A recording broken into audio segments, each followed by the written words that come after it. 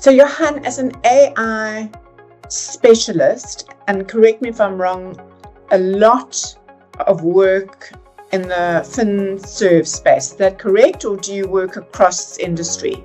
Yeah, Natalie, so I work across many industries these days, surprisingly, construction, engineering, and other fields, but most of my clients are in the financial services space. So what is the one trend or the most important thing that you're picking up that businesses are not doing when it comes to good old AI? Yeah, firstly, they don't understand the technology. They think it's all ChatGPT. They think it's the best thing since sliced bread and it can fix all of your problems.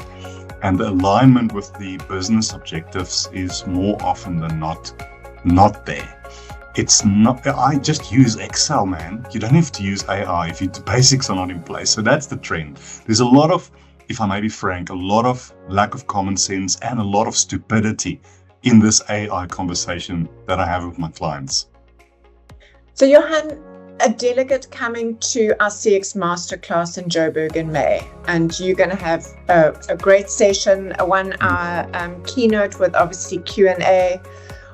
What would you say the delegate, and let's not give it away, Johan, can't give it away. What would one of the aha moments be for a delegate attending?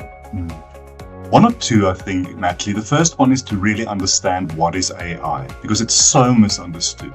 And you can only utilize it if you really understand what it is, how it differs from automation, and how you can use it in your business. And then linked to customer experience, the art of the possible, the things that you can do using real-time analytics and hyper-personalization that will pivot your business in a way that you've never imagined before. I would say those are the two main, hopefully, aha moments for the audience. Okay, great. Johan, if you had to give,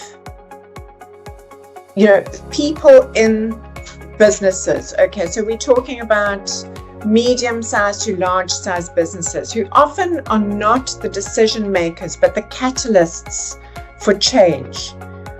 What advice would you give them, knowing what you know, being such an expert in AI? What should in fact be happening? Yeah, look, firstly, if you're not the decision maker, you probably will have one of two extremes. The one is total pushback, we're not going to do this.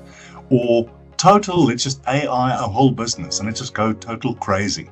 So you have to understand what that business owner and that executive and decision maker needs to hear according to their most burning business issues, and then translate in a business sense, not in a technical sense, the benefits that this technology can give your business, large or small, because there are small businesses that's doing amazing things with this tech. A lot of the big businesses are also, but they are struggling, even though they have a lot of billions of rands to do it. But make sure that if you're an influencer, you understand the tech and that you say it to that person in a way that rings the bells, where they go, I didn't know tech can do that. I don't know AI can do that. Let's do a POC. Let's try it.